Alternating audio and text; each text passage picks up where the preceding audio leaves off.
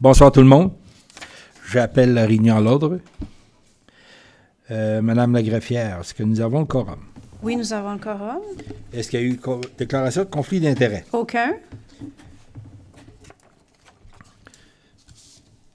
J'espère que vous avez tous eu un bel été. Pas encore terminé, là. Il nous reste 19 jours, mais profitons-en, ça achève. Sur ça, point 4, discussion sur la réglementation des cantines mobiles. Monsieur le direct. Point 3, mot d'ouverture. Point 4, discussion.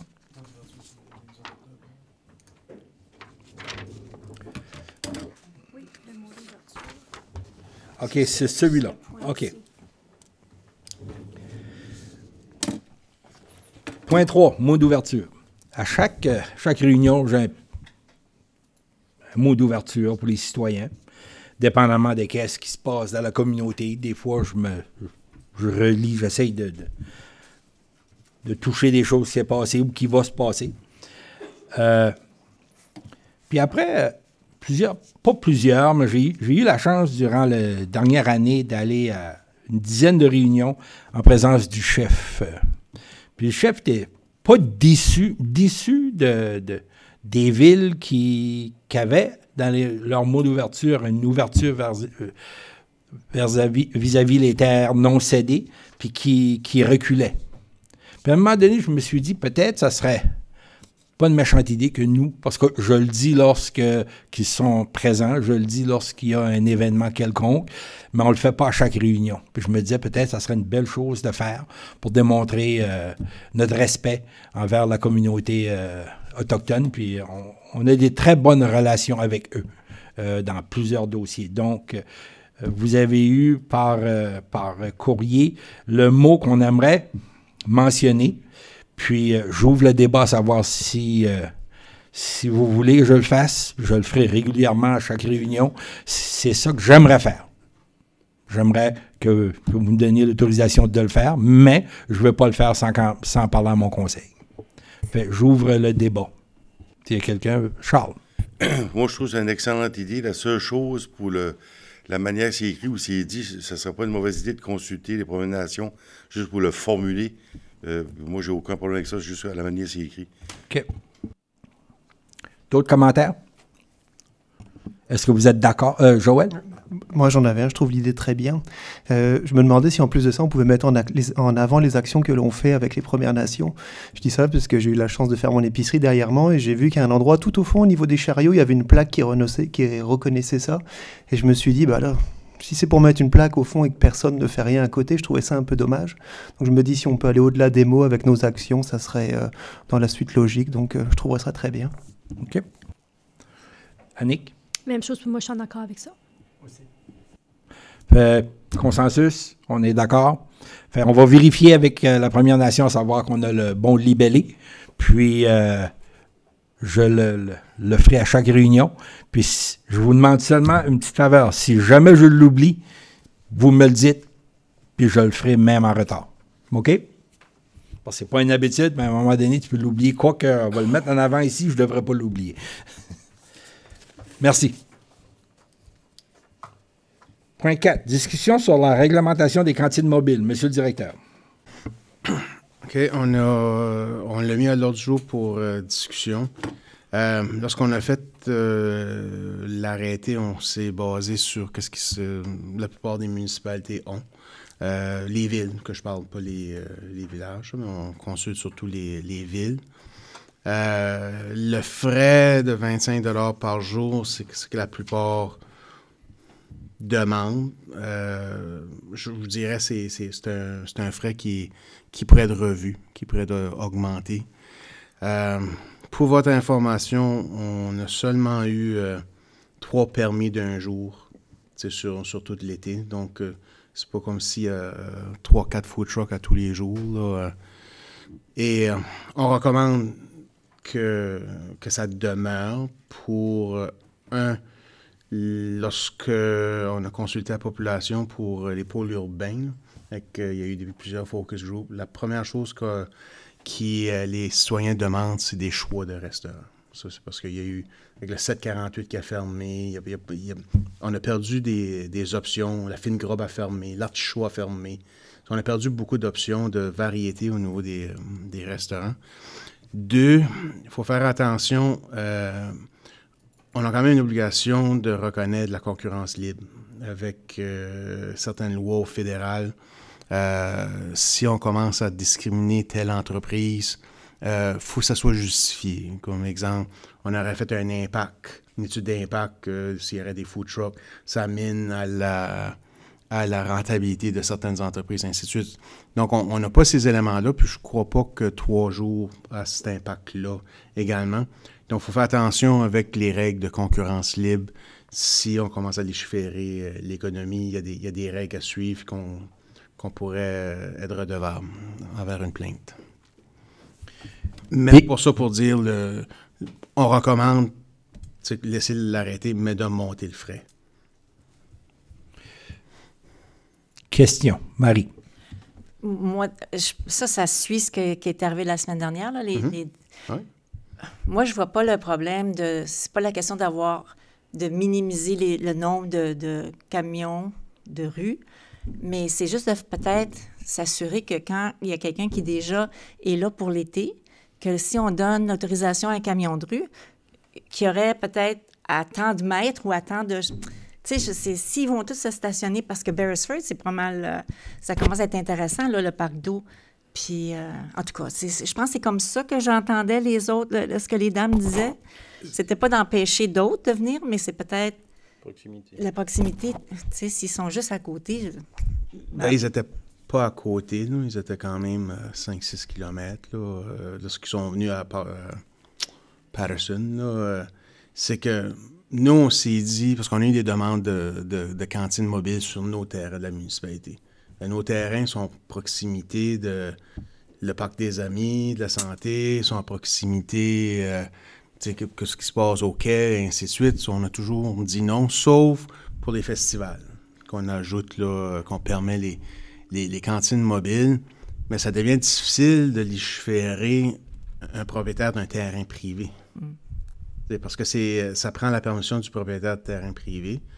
Puis, c'est là où est-ce que, admettons, l'épicerie en face du camping accepte son terrain, on pourrait pas dire non. On sait que ça va créer des flamèches, mais on peut pas empêcher... puis on sait pas, le propriétaire du terrain privé, il doit charger un petit loyer aussi, là. Pour permettre à la personne de se stationner. Ça. C'est ça le défi de définir des paramètres de distance. OK. Olivier. Je trouve le frais de 25 $ vraiment, vraiment dérisoire. Je monterais ça à 100 ou 150 pièces minimum, parce qu'on ne peut pas s'imaginer combien fait un food truck dans la journée, mais ça peut être plusieurs milliers de dollars. Donc 25 pièces... Puis ça permet aussi peut-être de protéger, de rassurer nos commerçants existants, de dire tiens, mais le frais, c'est quelqu'un vraiment qui a vraiment envie de faire ça, qui va faire ça sérieusement et correctement, parce qu'il y a un frais qui est plus élevé, puis du coup, tu te lances pas juste un peu la fleur au fusil à vendre du manger au bord du chemin. Je montrerai ça même peut-être 150 pièces minimum. Merci. Gaston. Oui, je suis d'accord avec Olivier là-dessus. On a-tu une restriction sur le nombre qui peut venir dans la ville pendant l'été ou... Non. Fait qu'il y en a 10 qui peuvent arriver puis ils peuvent s'installer partout. On n'a pas de restriction. Ils pourraient, mais... Ouais, OK. C'est beau. Ouais. Merci. D'autres commentaires? Charles. Moi, pareil, je suis d'accord avec Olivier, parce que j'ai eu des appels en fin de semaine de la madame. Je peux me mettre à leur place, je veux pas, tu sais, paye un loyer, un gros loyer, on paye à la municipalité, puis je pense qu'à 25$, c'est pas de l'argent. Comme le monter, si tu es vraiment sérieux, comme Olivier dit, tu le mets d'un prix que... Puis la distance, ça c'est une bonne chose. Ben, la distance, ça va être difficile parce que le parc des Amis là-bas, de la santé, il y a un là, tu sais, ben, au moins le prix serait plus haut, puis ça compenserait pour les... Brigitte.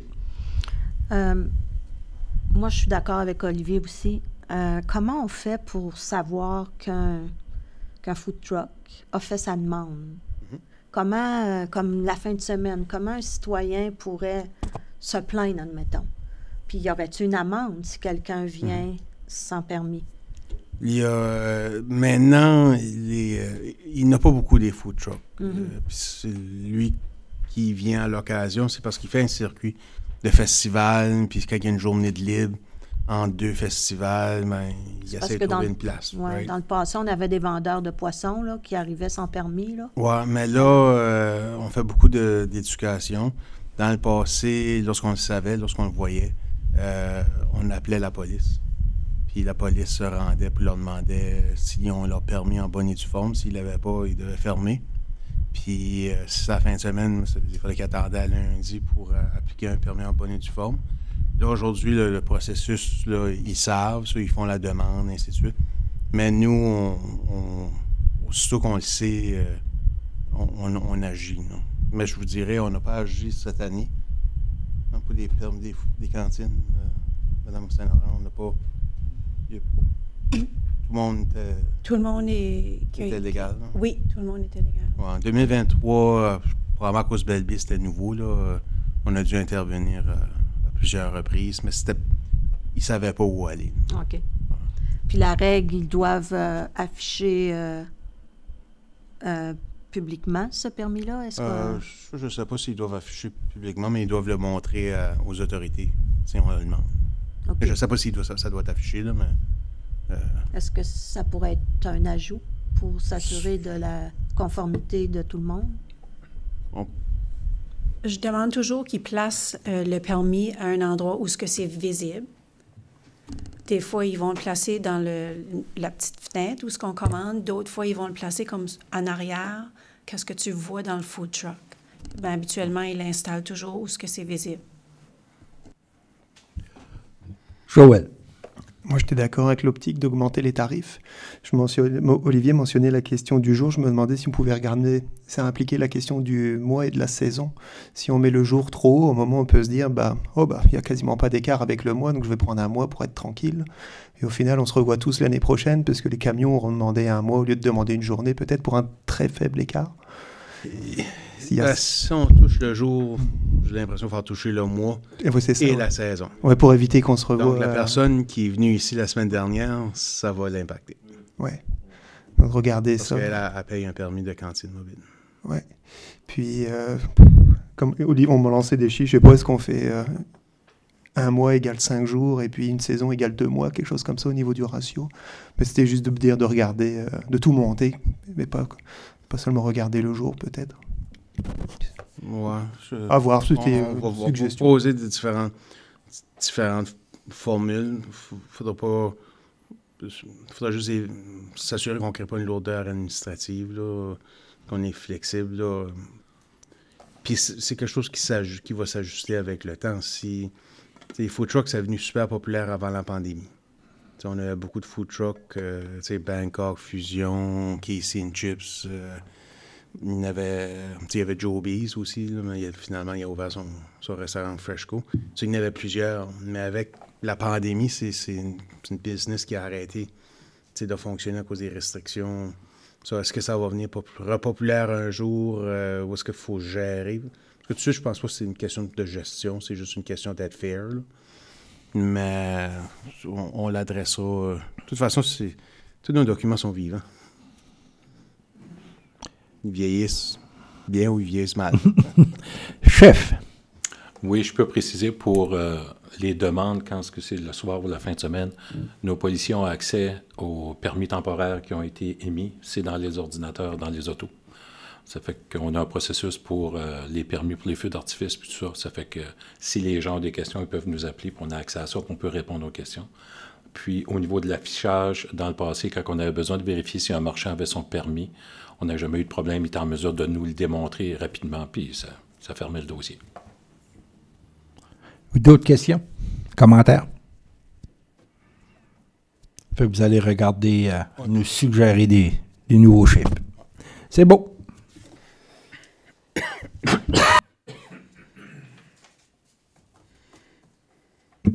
Point numéro 5. Discussion relative à la pétition reçue au sujet du parc de la rue Langlais. Donc, j'ai rencontré l'initiatrice de la pétition à la fin de la réunion la semaine dernière. C'est une enseignante de la maternelle de l'école Tournesol. Il y avait beaucoup de noms qui ne venaient pas de Petit Rocher, mais c'est les parents des enfants de Tournesol. Ça peut venir de Nigadou, ça peut venir. Puis eux, ils se servent du parc. Nous, on avait l'impression, puis je pense le comité aussi, que c'était pas un parc qui était très utilisé. Mais en fait, c'est un parc très utilisé. C'est juste qu'on n'a jamais eu de plainte vraiment qu'on ne coupait pas le gazon fréquemment ou c'était pas entretenu. Si vous avez été voir le parc, c'est pas des... C'est ancien, là, un peu, là. Donc, la garderie s'en sert. J'ai pu comprendre qu'il y avait une garderie à l'école Tournesol et l'école Tournesol s'en sert. So, notre recommandation, ce serait de l'enlever de la liste des biens non excédentaires, puis de mettre un peu d'amour dans le parc, de budgéter un montant en 2026. Là, les poutres là, qui sont cassées, c'est des 4x4 dans la terre vert. Là.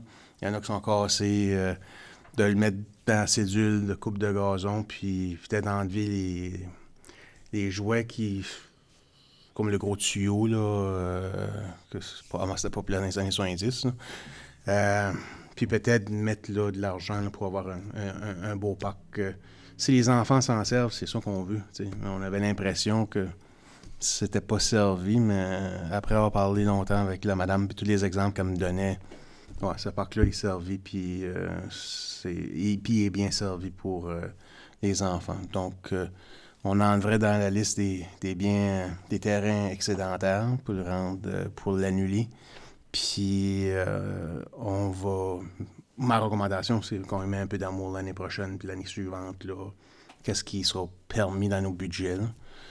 Puis qu'on le met dans le calendrier d'entretien. Puis, c'est ça la recommandation, M. le maire. Puis, dépendamment de ce que vous décidez, j'informerai l'initiatrice de la pétition. Gaston. Oui, je suis d'accord avec toi, Paolo. Moi aussi, j'ai eu des appels, puis comme la petite garderie, c'est comme une routine qu'ils font. Puis elle dit, comme quand les enfants marchent au bord de la mer, ils peuvent aller au parc aux côtés de l'école, mais c'est juste sortir d'une porte pour rentrer dans l'autre.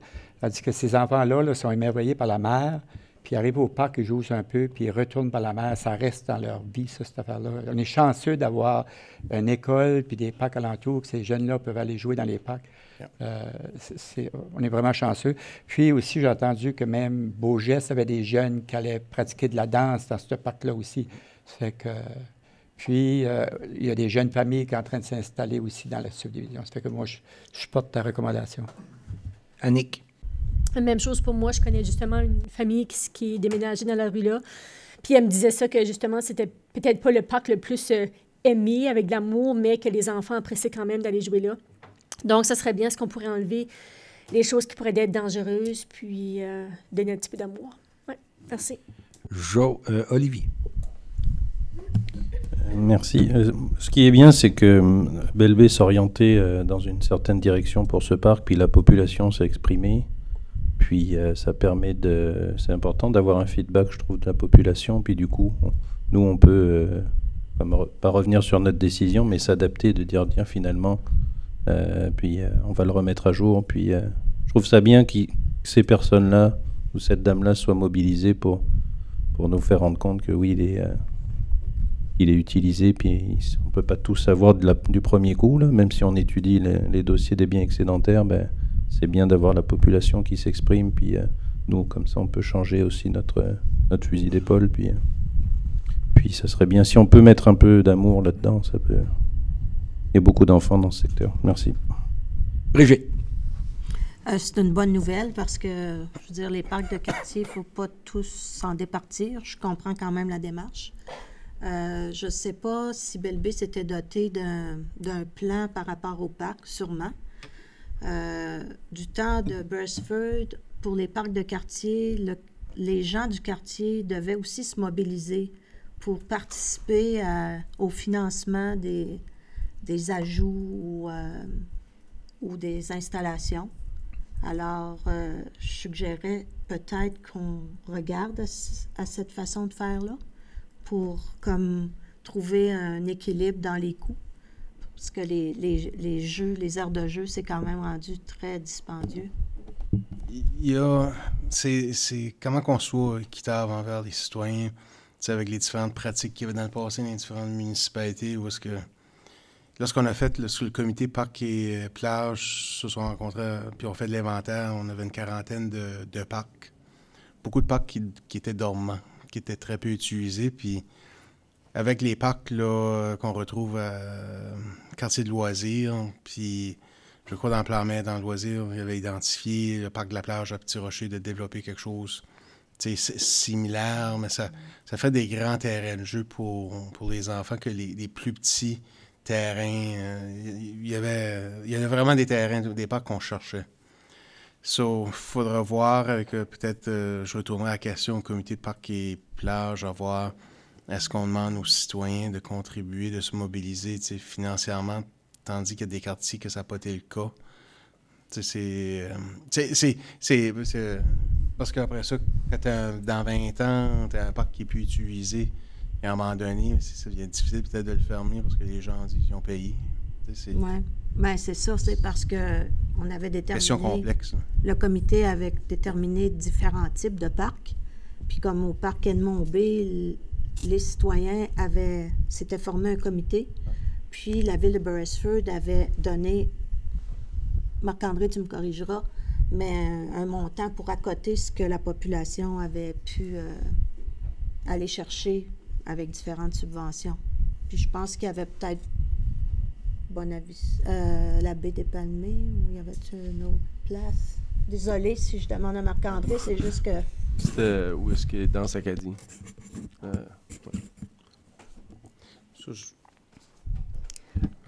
Annick. Donner mon opinion sur ce sujet-là, moi, je suis comme plus ou moins d'accord avec ça. Je trouve que les gens payent quand même déjà des taxes, là. Ça fait que je trouve qu'on commence à charger pour les parcs, puis charger pour tout, ça va faire beaucoup.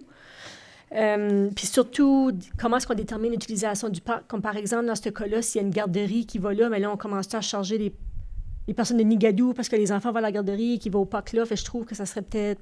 Il y a peut-être des situations où ça pourrait être plus approprié, là. Mais je ne vois pas pour ce parc-là spécialement d'avoir une formule comme ça. Marie. Oui, je suis d'accord avec ce qu'Annick vient de dire. Puis je pense qu'il y a des bonnes intentions derrière ce qui a été fait avant, là, mais je vois mal, surtout avec les différents niveaux de revenus de certains citoyens, citoyennes, ça enlève un peu d'équité. J'aime pas ça. Je voudrais que si c'est quelque chose qu'on décide de faire en tant que ville, ben qu'on s'en occupe, puis pour tout le monde. D'autres commentaires? Joël. Oui, on avait regardé la question des parcs, ce qui était compliqué si je retourne à l'époque du plan maître en loisirs. La firme avait listé tous les parcs, on a travaillé dessus, on regardait avec les données disponibles, on regardait qu'est-ce qui est au niveau de l'administration, au niveau de services récréatifs également. On a toujours eu du mal à avoir des retours sur comment les parcs sont utilisés. Il y a des parcs qui sont très spécifiques ou pas. Quand on a commencé à basculer avec surplus de terrain, on regardait avec les informations financières, les contraintes opérationnelles. Donc là, on avait d'autres défis et on avait listé des actions comme comment varier la programmation.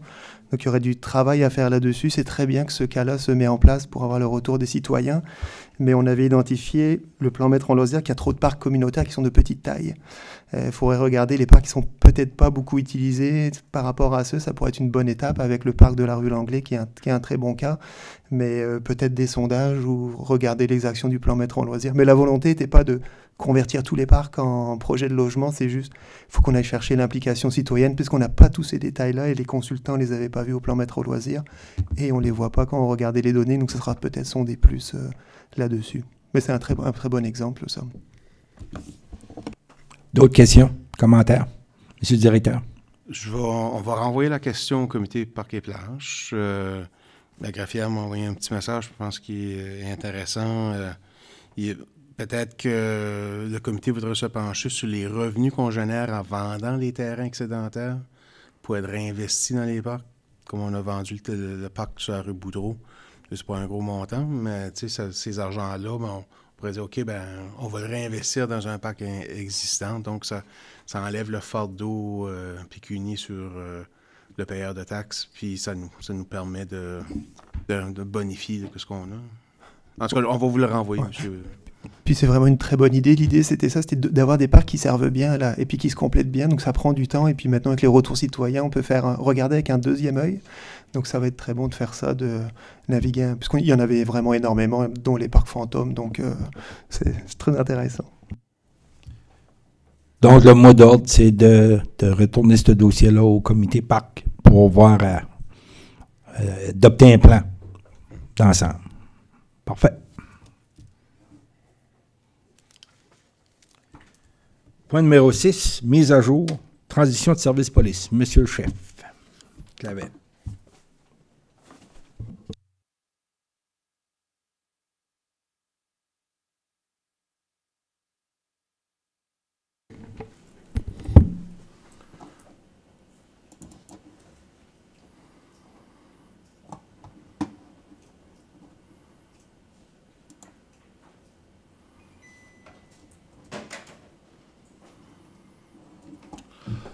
Merci, Monsieur le maire. Merci aux membres du conseil de me permettre de vous faire une mise à jour sur les démarches qu'on a entreprises depuis un petit bout de temps pour la transition au niveau des services de police, la BNPP. Si vous avez des questions, vous pouvez les poser au fur et à mesure, ou si vous voulez attendre à la fin, ça reste à vous. Une des démarches qu'on a fait, puis juste en résumé, le comité de transition pour la police, ça fait un petit bout de temps qu'il existe. J'ai eu 3 rencontres avec la conseillère Larivière, le conseiller Olivier, puis je faisais des mises à jour. On n'avait pas de date définie pour les rencontres. C'est quand il y avait suffisamment de sujets à aborder, c'est à ce moment-là qu'on avait une rencontre. Puis je crois que la conseillère Couturier s'est rejointe au comité. Au début de l'année, on a fait des rénovations à l'intérieur de notre bâtiment actuel. On a rajouté un mur dans un corridor. Ceci nous a permis d'avoir 2 bureaux de travail supplémentaires parce que la salle de patrouille actuelle, il y a seulement 3 stations de travail, mais on a des membres supplémentaires, soit pour la patrouille ou l'unité des enquêtes, donc on est capable de les loger à cet endroit-là. Ça nous permet d'opérer pendant les prochaines démarches, c'est-à-dire la construction du poste de police.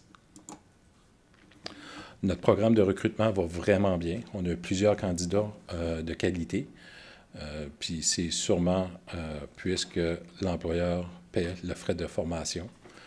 Ça nous a donné la chance d'avoir un éventail de candidats pour les dernières troupes qu'on a eues et ceux à venir aussi. J'ai beaucoup de noms pour nous assurer un futur avec.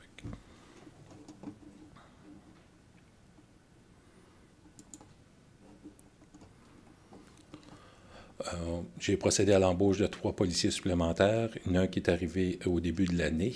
C'est en prévision, toutes ces démarches-là, c'est toujours en prévision de l'agrandissement. Un était formé avec la GRC. Ça, c'était au début de l'année. Au mois de juillet, il y a un policier d'une force policière du Québec qui nous a rejoint. Puis, on a un 3e qui va venir se joindre avec nous au mois de décembre. Lui, c'est un policier militaire.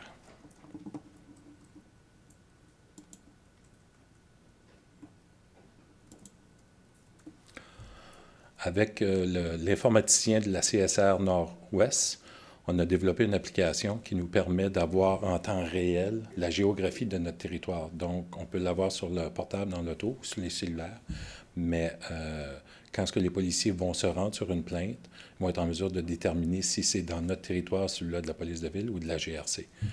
Pour le moment, nos frontières sont quand même assez faciles à déterminer, mais avec l'agrandissement, il y a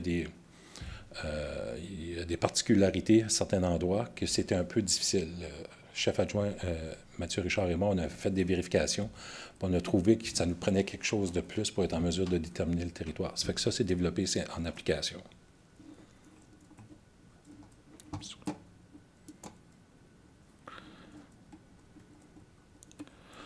Le plan du poste est complété. Les soumissions ont été envoyées. Puis, l'ouverture des soumissions pour la construction du poste va avoir lieu le 11 de septembre.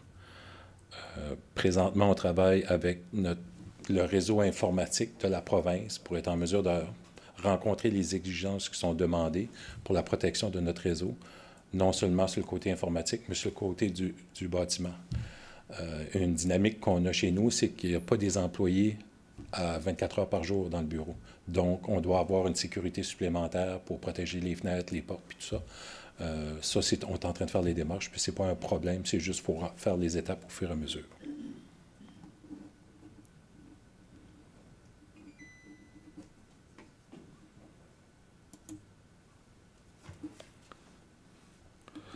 Nos policiers reçoivent continuellement des formations pour les certifications annuelles, mais en cause de l'agrandissement du territoire, il a fallu avoir certaines formations pour nous permettre de bien fonctionner avec l'entièreté du territoire. L'exemple que je peux vous donner, c'est au niveau de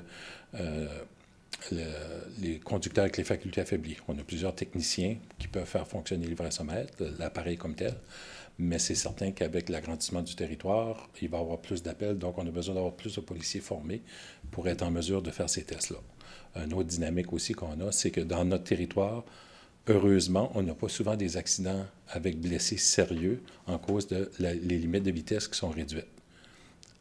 Encore là, avec l'agrandissement, on va probablement hériter de l'autoroute 11.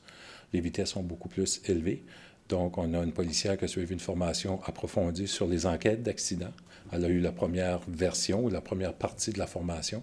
Puis au mois de novembre, elle va avoir la deuxième partie. Puis on est en train de faire des vérifications aussi pour l'achat d'équipements qui va être nécessaire. Pour faire cette partie-là aussi, moi, j'ai fait une application pour un remboursement des frais au niveau d'un programme qui est disponible pour les forces policières municipales au Nouveau-Brunswick.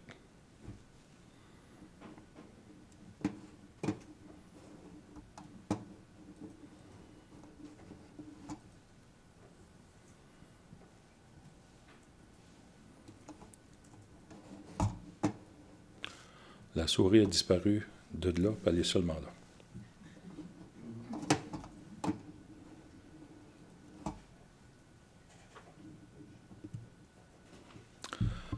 Au niveau des nouvelles embauches, on a 2 policiers de la région qui ont gradué de l'Académie vendredi passé. Ils ont débuté hier, policiers à temps plein avec nous. Ça fait partie de la transition.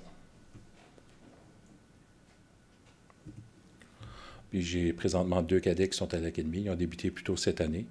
Puis ils vont terminer leur formation après les stages. Ils vont terminer leur formation au mois d'avril l'année prochaine. Avec ça, ça fait le complément des effectifs qui sont nécessaires pour l'agrandissement. Notre plan stratégique a été complété cette année. La façon qui a été faite, c'est seulement pour 2 ans, pour permettre justement d'englober la transition, notre transition qu'on a besoin de faire.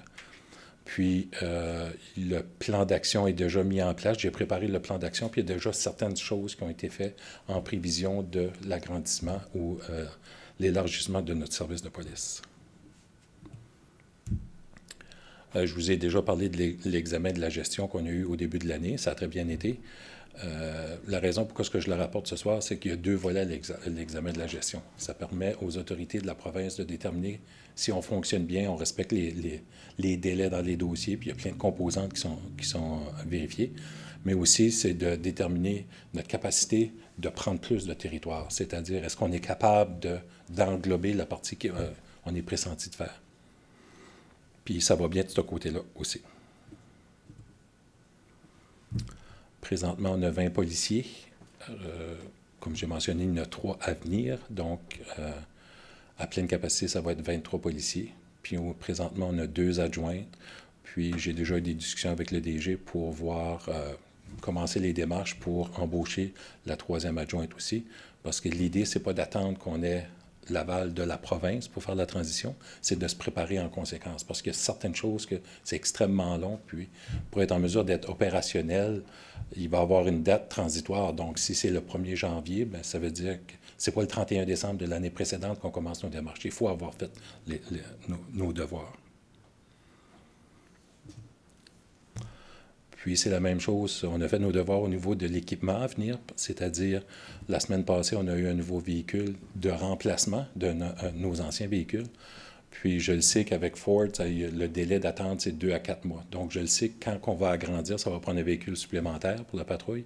Mais je sais que ça va prendre 2 à 4 mois mais aussi c'est l'équipement qui va à l'intérieur. On a déjà les délais comme le portable ou l'équipement qui va à l'intérieur. On a une bonne idée sur les délais. Donc, quand on va avoir la date, on va être capable d'entreprendre les démarches pour faire l'acquisition des différents objets qui sont nécessaires. Puis, en passant, le véhicule de remplacement qu'on a eu la semaine passée, l'ancien véhicule appartient à Belle Bay puis est utilisé par les employés de Belle Bay. Donc, l'expansion, on n'a aucune idée quand ça va se produire. On n'a pas eu de date pour une date butoir, à quel moment qu'on va commencer. En général, les agences qui ont fait la transition au Nouveau-Brunswick, il y a eu des rencontres avec les autorités du ministère de la Justice et de la Sécurité publique et de la GRC, qui étaient propriétaires de l'ancien territoire. Moi, je n'ai pas eu ces démarches-là encore. Ça fait que je ne sais pas à quel moment que ça va se faire, mais moi, je me prépare pour 2026 pour être au niveau opérationnel, l'équipement pour être en mesure de le faire. Pour le poste de police, mais là, on va voir les échéanciers pour ça. Est-ce que vous avez des questions pour moi? J'aurais une question. Annick. Une fois que vous avez ce rencontre-là, habituellement, si on regarde les autres régions, est-ce qu'il y a eu la même sorte de phénomène qui s'est passé avec une transition? Vous avez eu combien de temps pour le délai une fois que la réunion? Ça dépend des enjeux locaux. Okay. C'est-à-dire, nous, une des composantes qu'on va devoir déterminer, c'est au niveau de la baie. Parce que j'en ai déjà parlé brièvement avec le DG. Il faut devoir déterminer c'est quoi notre limite au niveau de la baie, notre responsabilité. Il y a déjà des protocoles en place pour s'il y a des événements qui se produisent sur l'eau. Parce qu'évidemment, on n'a pas de bateau, puis on ne va pas avoir de bateau. Ce n'est pas nécessaire. Il y a déjà des procédures, des protocoles qui sont en place pour intervenir. Ça fait que c'est une question qu'il faut vouloir déterminer. Parce qu'avec le 911, je crois que la limite que le système donne, c'est 2,2 km de la côte. Mais il y a peut-être des variantes, dépendamment des opinions, comment est-ce que ça devrait fonctionner. Ça fait que ça va faire partie des discussions. Il y a des discussions au niveau aussi des responsabilités, au niveau de l'autoroute. Jusqu'à quel point. Donc, il y a certaines composantes de même qui peuvent, qui vont rentrer en ligne de compte dans la négociation. Mais en général, le fait qu'il y a beaucoup d'agences dans la province qui ont déjà fait la transition, il y a certaines réponses qui sont déjà connues aussi. Moi, la raison que je demandais la question, c'était que vous mentionnez que vous avez de l'équipement comme à commander, puis une fois que vous aurez la date, je me posais comme question, allez-vous avoir assez de temps pour commander? Une fois que vous avez une date, genre le délai, c'est-tu 6 mois, c'est-tu 1 an, ça vous laisse-tu assez de temps pour vous organiser, de commander qu'est-ce qui va vous manquer à ce moment-là? Oui, oui. Parce que les discussions que j'ai eues déjà dans le passé, au niveau de la GRC, c'était pas au niveau de notre situation à nous autres, mais c'était en général. Il y a du temps qui est permis pour se permettre de se mettre en place aussi. Si, mettons que la province arriverait et dirait qu'on veut que vous fassiez le travail le 1er janvier 2026, je vais dire, moi, je n'ai pas le personnel, je n'ai pas les autos. Ça fait que c'est la sécurité publique, c'est la sécurité des gens.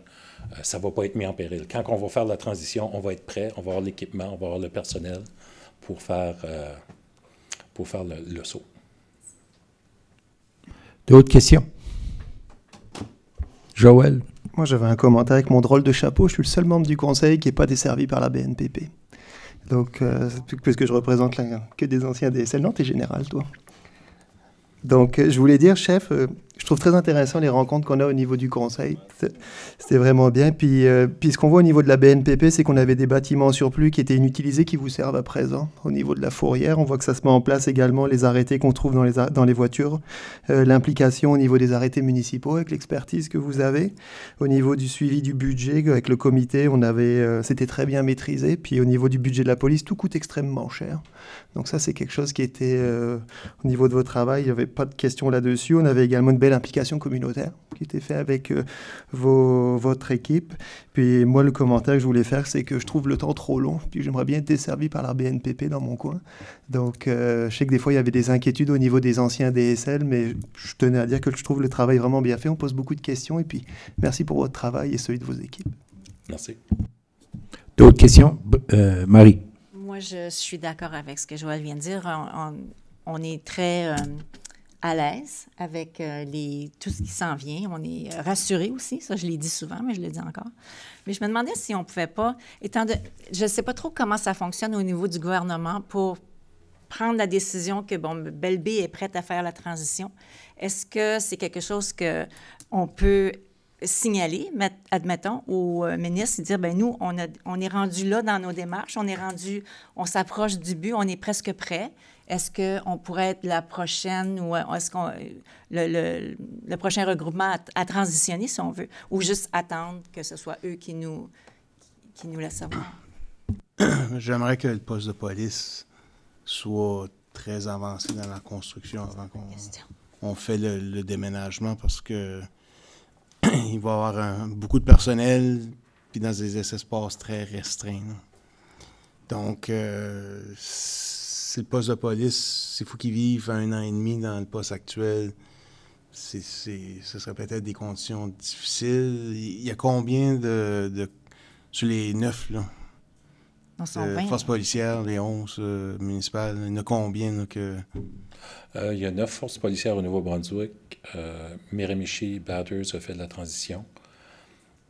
Saint-Jean, je crois que Fredericton aussi. Kiwi, Kennebeguesses Valley, eux autres, c'est quand même assez limité. C'est des transitions qui ont été faites auparavant, puis c'était assez rapide. Edmundston, Grand-Sault, Woodstock et nous autres, il y a des particularité qui fait que ça peut prendre un peu plus de temps. Donc, mais de toute façon, nous, on ne peut pas être prêts avant le mois d'avril, au point de vue du personnel. Donc, c'est pour ça que j'ai déjà mentionné ça à quelqu'un du ministère de la Justice, de la Sécurité publique. Je l'ai mis au courant des démarches qu'on a entreprises. Puis, ça semblait être acceptable. Présentement, vous avez, au poste de BNPP, là, il y a combien d'employés en tout, là, présentement? 20 policiers, 2 adjoints. Donc, ça sera un extra 3 si, oui, admettons, la transition avait lieu sans que le poste de police soit construit. Il resterait... C'est 3 autres policiers qui s'en viennent. Alors, oui, ça serait un ajout de 3. Il y aurait 23 à BNPP au lieu de 20 présentement. Oui. Juste une secrétaire. Oui. Alors, au niveau des policiers, pour la façon qu'on a aménagé avec les petites rénovations qu'on a faites plus tôt cette année, c'est fonctionnel pour les policiers. Pour l'adjointe, il va falloir y trouver un petit coin. Okay. C'est probablement dans la salle de conférence, parce qu'on n'a pas de bureau de libre. Il n'y a pas d'espace disponible. C'est probablement la salle de conférence qui va être installée. Puis l'avantage en faisant la transition maintenant avec la nouvelle adjointe, c'est pour permettre d'avoir les accréditations pour les différentes banques de données dont on va avoir accès, puis se familiariser aussi avec nos procédures pour différents concepts que nous autres, on utilise aussi. Il y a quand même certaines composantes qui sont uniques. Le seul point que je voulais faire, c'était que les transitions n'auront pas lieu tout en même temps. Ça va être par... Alors, puis je suis pas mal certaine qu'il y a des régions qui ne sont pas encore prêtes, puis qui ne sont pas... puis nous, bien, on s'en va vers ça. C'est juste de laisser savoir aux gens concernés, le ministre ou qui d'autre, que nous, on serait prêts pour le mois d'avril, admettons, de 2026. La personne qui est... Une des personnes qui est dans cette prise de décision-là est au courant aussi. Il y a certains avantages aussi à ne pas faire ça trop rapidement parce qu'il y a un avantage financier pour la municipalité. C'est ça. Madame Couturier. Un instant, Brigitte. Ça va être aligné sur un trimestre financier. La GRC, c'est du 1er avril au 31 mars.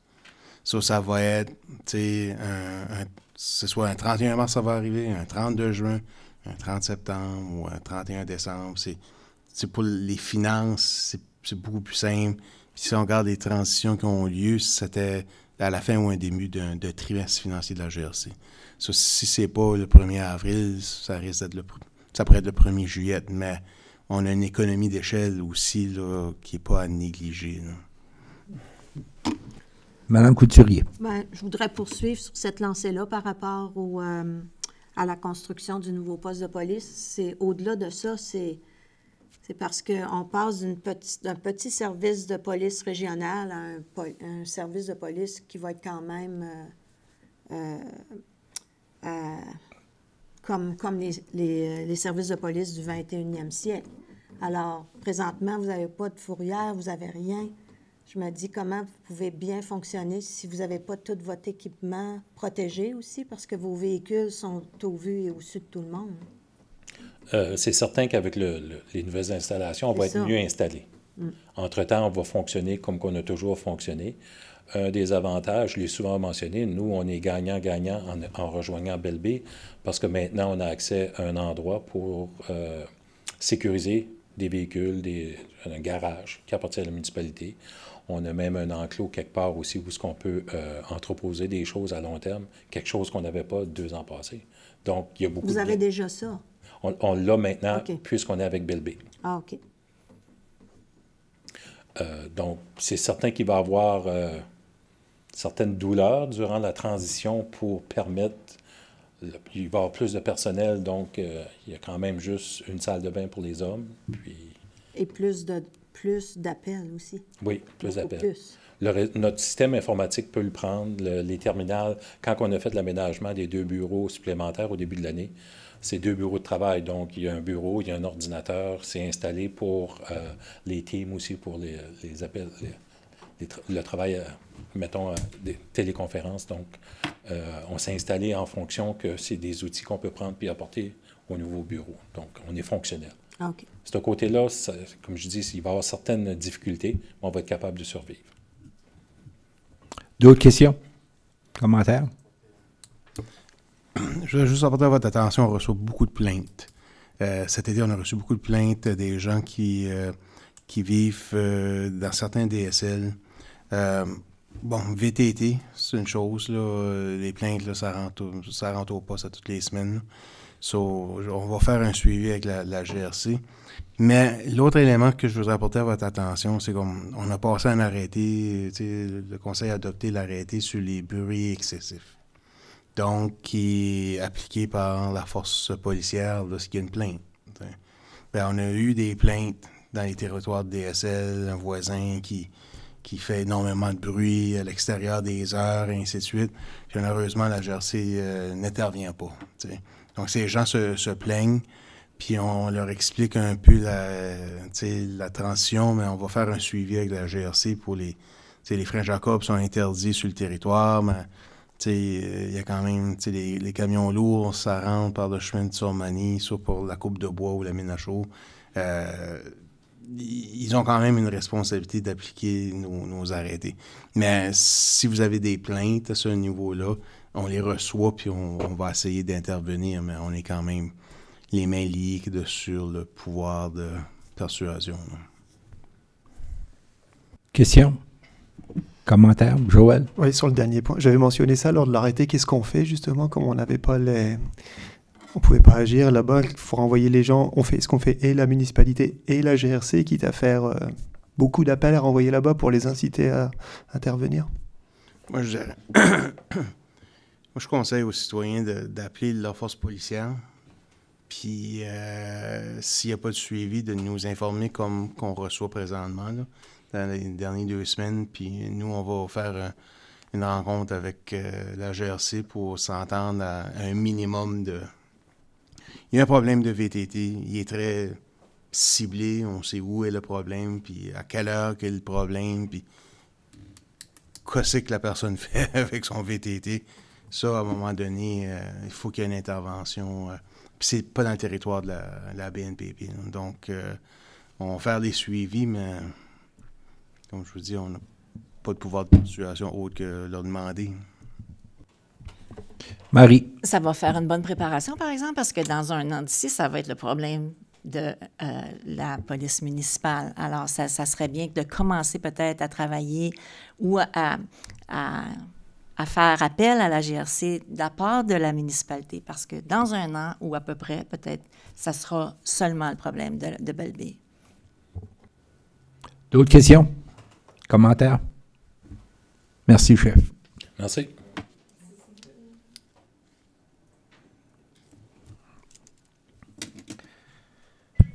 Point numéro 7, modification proposée à la politique 2025, politique d'incitatif au développement. Monsieur le directeur. Pardon.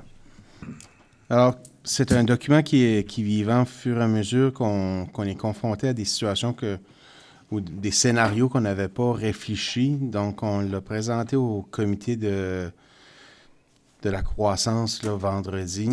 Il y a 2 changements. Dans l'incitatif pour le multilogement, c'était limité à des logements qui n'étaient pas habités par le propriétaire. Ça, c'est-à-dire, comme le propriétaire avait des maisons, puis il décide de faire un appartement en haut, un appartement en bas. Donc, il rencontrait les exigences de la CHL, parce que c'est créer des logements.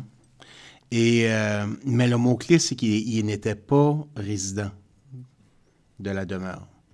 Là, on reçoit des demandes, puis j'ai validé avec nos consultants cet après-midi. Là.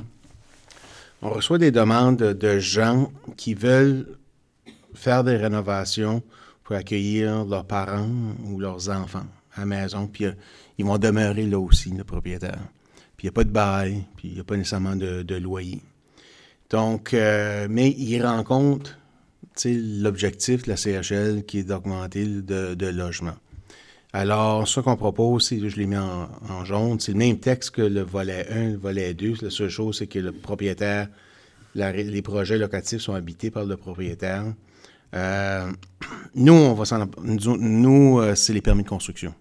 Notre remboursement à la CHL ou le versement de la 2e ronde, c'est les permis de construction.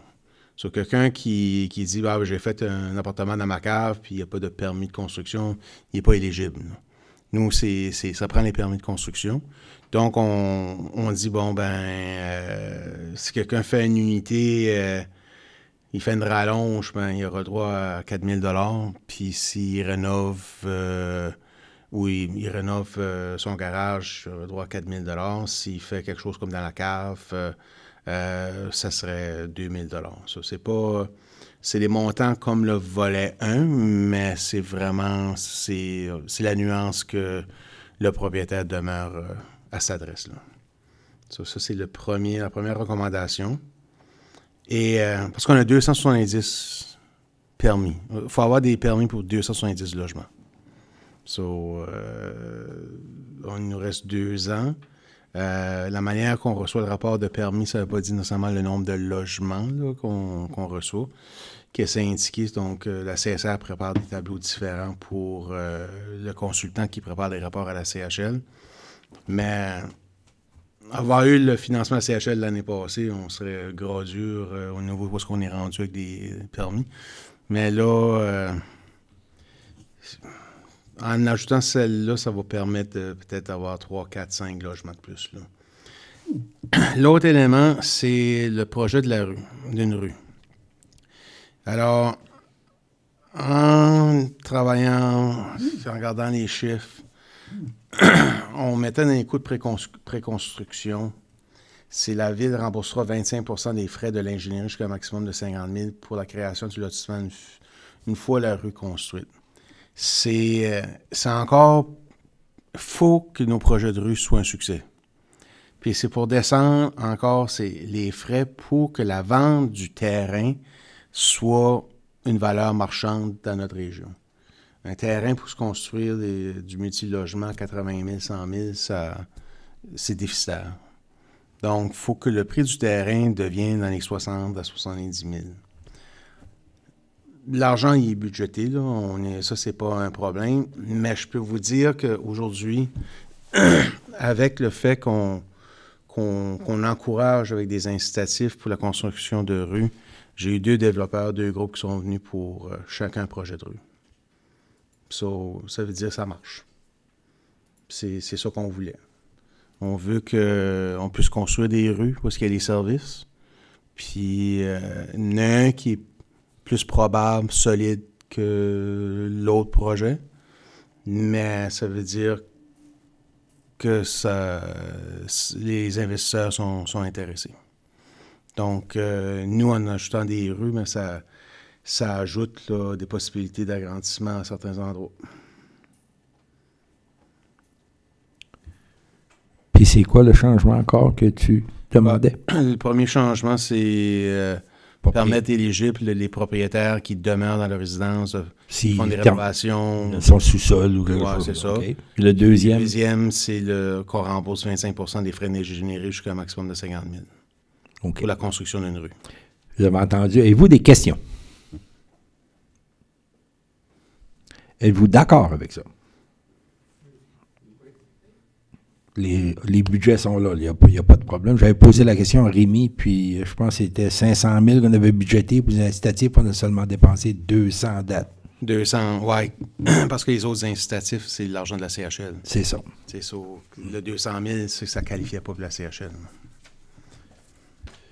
Parfait. Donc, Joël. Un commentaire, c'est plein de bon sens, mais on parle de construire beaucoup de logements, peut-être juste pour rassurer les gens qui pourraient se dire, on construit, mais est-ce que les infrastructures vont suivre en arrière? Il y a une étude qui va s'en venir là-dessus pour être sûr qu'on n'a pas les yeux plus gros que le ventre là-dessus.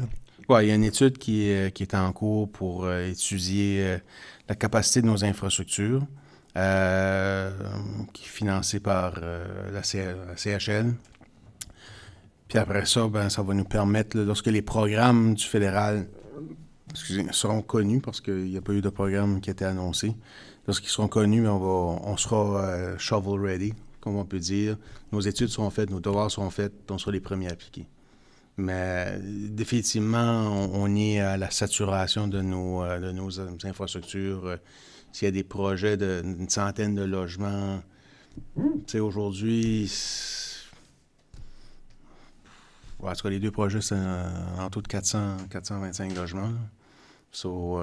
C'est sûr, ils sont tous dans le même bout. C'est sûr qu'il faudra évaluer nos infrastructures. D'autres questions, commentaires? Merci. On va avoir une résolution à la prochaine réunion. OK. Point qui a été ajouté, plan triennal pour le programme de partenariat pour les routes provinciales municipales 2028-2030. Puis là, je pense que c'est Marc-André qui va s'occuper de cette partie-là. Oui, c'est de ma faute, il y a un nouveau point. C'est ça, le plan triennal, vraiment, c'est quand même assez simple. Là. Vous avez déjà été présenté le plan quinquennal l'année passée, où est-ce qu'on retrouvait à peu près, je pense que c'était comme 15 ou 16 projets. Dans ce cas-ci, ils ont demandé de diminuer ça sur 3 ans. Fait qu'est-ce que j'ai fait? J'ai pris les 11 premiers, les 10 premiers projets en termes de priorité qu'on avait établis. C'est les mêmes qui restent. C'est sûr qu'il peut y avoir une analyse de fait au fur et à mesure. Il peut y avoir ça change dans le temps. Mais qu'est-ce que moi j'ai proposé? C'est le même plan, mais avec les 10 premières priorités. Puis j'ai enlevé une des priorités qu'on va faire en 2027 parce qu'on a été octroyé à Pointe-Verte, pour un projet à Pointe-Verte. Donc, ce projet-là a été enlevé de la liste. Puis c'est un peu comme ça va fonctionner. C'est sûr qu'au fur et à mesure, nous autres, c'est ça nos priorités, mais c'est quand même la province qui décide. Au bout de la ligne, ça fait que c'est eux autres qui ont décidé que c'était celui-là à Pointe-Verte qui a été, parce qu'il y avait une certaine enveloppe budgétaire. Donc, c'est ça. Moi, je sais pas si vous avez des questions là-dessus, mais c'est vraiment les mêmes projets. La seule chose que je fais à chaque année, je fais un ajustement au niveau du montant parce que, veux pas, je vais donner l'exemple de celui-là qu'on a été octroyé. Ça, c'est un plan qu'on a soumis en 2024, puis on va avoir de l'argent en 2027. Mais l'argent qui va être donné, c'est le même montant que j'ai mis en 2024. Fait que ça se peut que l'économie, on l'a vu, là, on a vu. Fait que c'est sûr, moi, à chaque année, je fais une révision, j'ajoute. J'aime mieux, j'essaie de le garder le plus proche possible, mais c'est dur à prédire dans le futur comment est-ce que... Parce que ces plans-là, on peut être 3 ans sans rien avoir, puis là, tout d'un coup, on a 2 ans en ligne. Mais si on n'ajuste pas les montants, on va se faire avoir. Ça fait que c'est ça ma priorité à chaque fois qu'on fait le plan. J'ajuste les montants pour essayer de prévoir dans l'avenir qu'est-ce que ça va être. Là. En d'autres mots, qu'est-ce que tu dis, c'est que tu as pris les priorités qui avaient été décidées, tu as enlevé ceux qui avaient déjà été faits, tu as ajusté les prix, puis tu l'as mis, c'est drôle, tu as ajusté les montants. C'est exactement ça. J'ai pas travaillé trop dur. Donc, OK, il veut des questions. Gaston.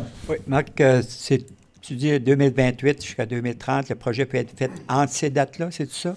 Ben, qu'est-ce qui arrive, c'est qu'à chaque année, comme là, cette année, on a reçu une lettre, puis ça fait 2 fois qu'il nous fait ça, puis je pense que ça va devenir la norme, puis c'est ça qui est un petit peu touché à être capable de prévoir. C'est, exemple, Beresford, qu'est-ce qu'on a eu celui-là de Beresford? On l'a eu en 2022. Ben, ils nous ont donné le montant qu'on avait mis dans le plan en 2022, mais on a fait le projet en 2024. Dans 2 ans, il y a plein de choses qui peuvent changer. Ça fait que c'est pas nous autres qui décident l'année, c'est pas nous autres qui décident le projet. C'est vraiment la province. On peut faire du lobbying, mais c'est vraiment, ça vient d'eux autres. Là. Fait que, je pose juste la question, mettons qu'ils disent, OK, on commence ça dans le mois de juillet à 2029, puis c'est en plein congrès mondial, ça pourrait arriver?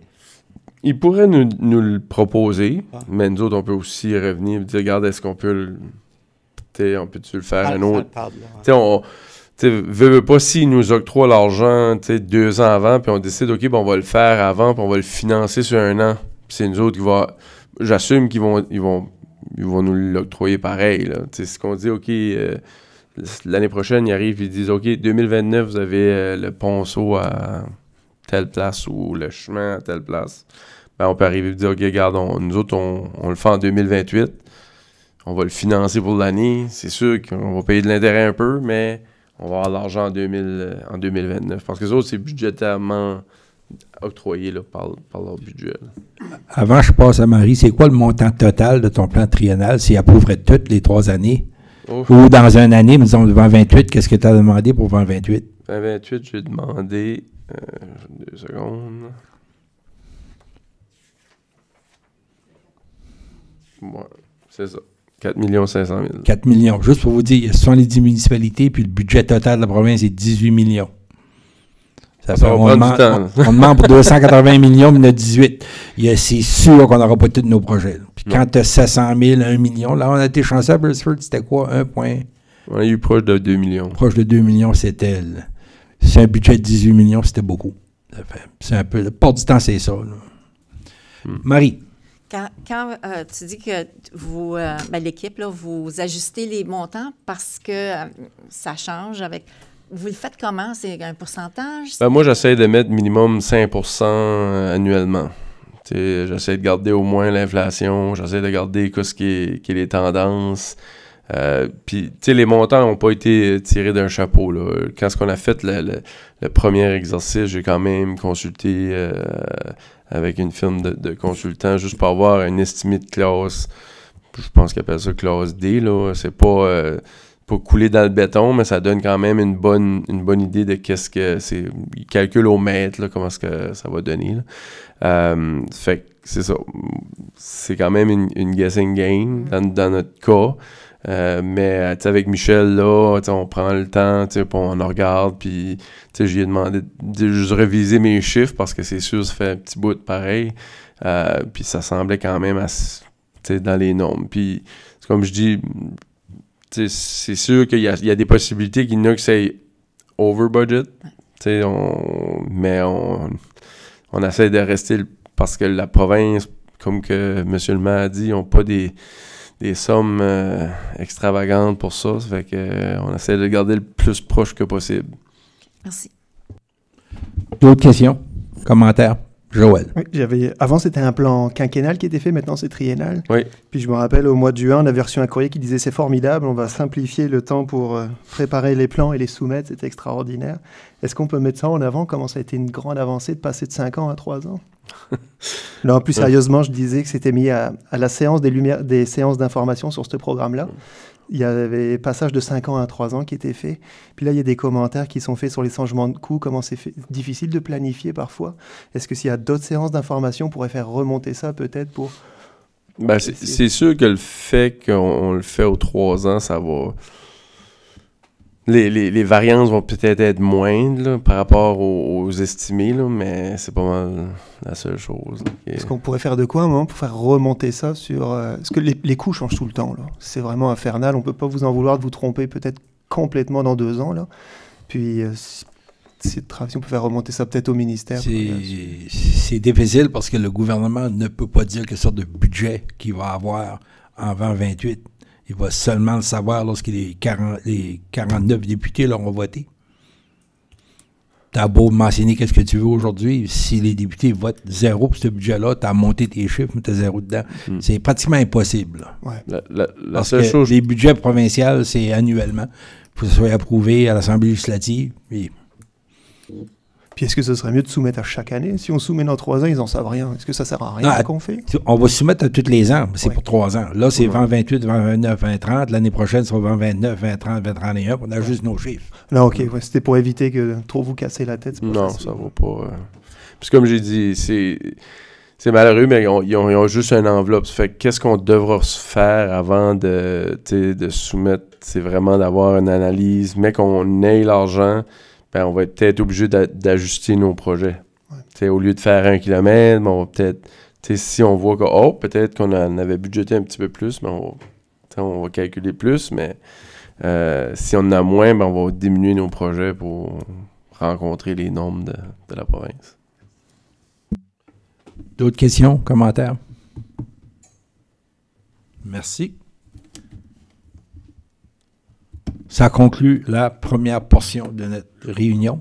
Je propose de lever la réunion. Merci, M. Doucette.